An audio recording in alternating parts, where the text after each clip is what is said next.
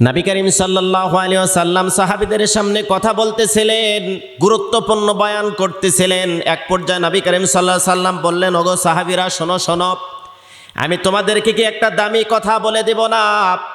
সেই দামি কথা কি তোমরা শুনতে চাও নাকি? সাহাবায়ে কেরাম বললেন, অবশ্যই, কেন শুনবো না, আপনি বলেন। নবী করিম সাল্লাল্লাহু আলাইহি ওয়াসাল্লাম বললেন, নামাজটা কেমন দামি? সাহাবায়ে কেরাম বললেন, নামাজের চাইতে কি আর দামি জিনিস আছে নাকি? বলল, হজ কেমন দামি? সাহাবায়ে কেরাম বললেন, হজটাও তো অনেক দামি একটা আমল। নবী করিম সাল্লাল্লাহু আলাইহি ওয়াসাল্লাম সাহাবীদেরকে বললেন, দান খয়রাত কেমন দামি? বললেন, এটাও তো জান্নাতে যাওয়ার জন্য একটা গুরুত্বপূর্ণ জিনিস। বললেন, রোজা কেমন দামি?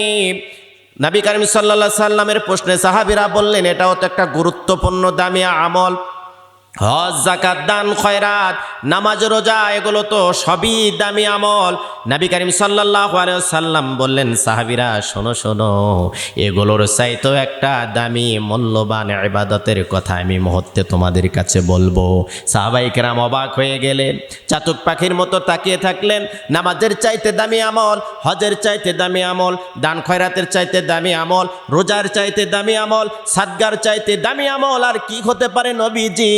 নবী করিম সাল্লাল্লাহু আলাইহি ওয়াসাল্লাম বলেন, সাহাবীরা চুপ করে মনোযোগ দিয়ে শোনো, এগুলোর চাইতেও যে এটা দামি আমল, সেটি হলো দুইজন মানুষ দ্বন্দ্বে জড়িত হয়েছে, ঝগড়ায় লিপ্ত হয়ে গেছে। হতে পারে ভাইয়ে ভাইয়ে, চাচা ভাতিজা, মহল্লার একজন আর একজন, বন্ধু বন্ধু, যে কেউ হোক না কেন, দেখবেন যে একে অপরজনের সাথে ঝগড়ায় লিপ্ত হয়ে গেছে, দ্বন্দ্বে জড়িয়ে গেছে।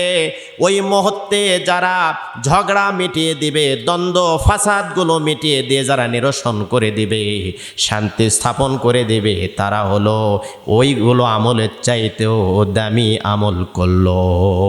হজের চাইতে, রোজার চাইতে, নামাজের চাইতে, দান খয়রাতের চাইতে যারা বিশৃঙ্খলা হবে, যেখানে ঝগড়া বিবাদ হবে, যেখানে সম্পর্কের মধ্যে ফাটল ধরবে, যেখানে এই সম্পর্কটা যারা আবার যুক্ত করে দেবে, সম্পর্কটা স্থাপন করে দেবে, ওই সমস্ত ইবাদাতের চাইতেও শ্রেষ্ঠ ইবাদাত হচ্ছে এইটা।